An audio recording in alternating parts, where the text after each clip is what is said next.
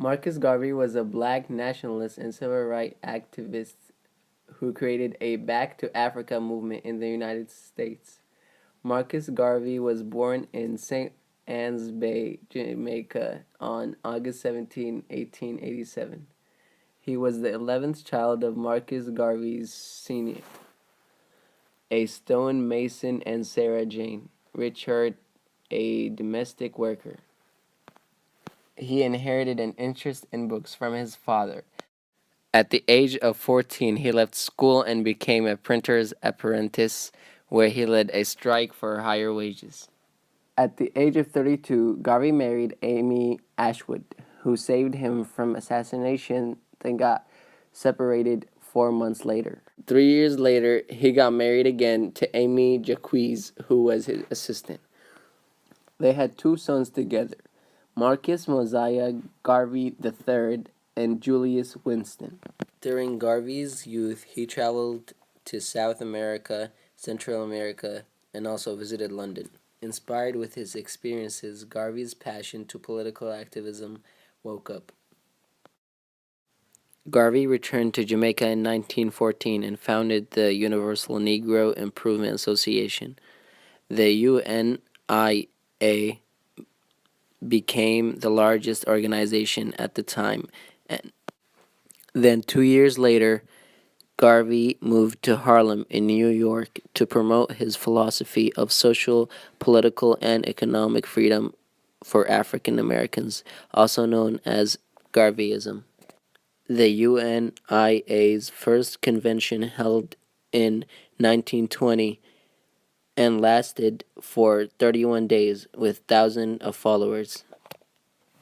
In 1919, Garvey founded the Black Star Line to provide transportation to Africa, and the Negro Factories Corporation to encourage black economic independence.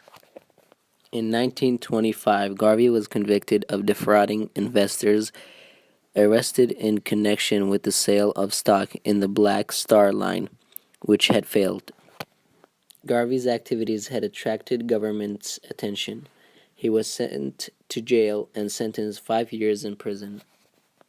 After serving half of his term, he was released from prison and deported to Jamaica. He continued political activism and the work of UNIA in Jamaica. In 1935, he moved permanently to London, England, where he died on June 10, 1940, due to a stroke. 29 years later, his remains was returned to Jamaica, where he was declared the country's first national hero. He later became an inspirational figure for later civil rights activists.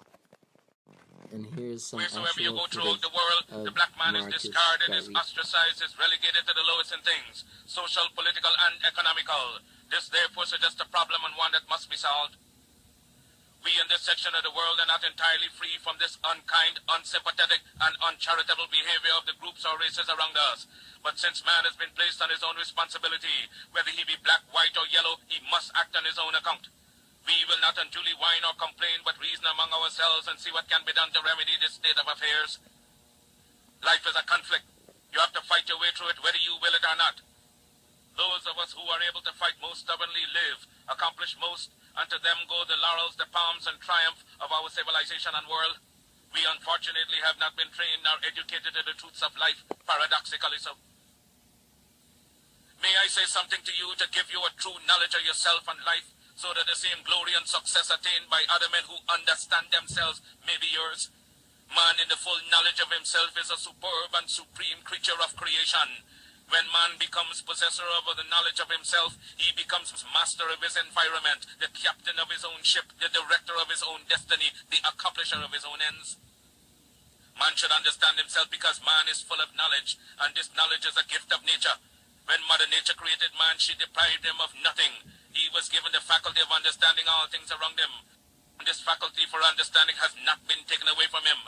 None of his senses have been taken away from him. So there is no excuse for the black man in lacking the knowledge that man is used to beautify the world and produce all that he needs for his happiness and civilization. Look the world over, and whatever you see in it that is pleasing to man, contributing to man's comfort, to his needs and to his satisfaction, it is but the work of man. Man and the understanding of all things around him. If you are able to live with the knowledge of yourself and with the greater knowledge of nature, you must know what is good and what is not.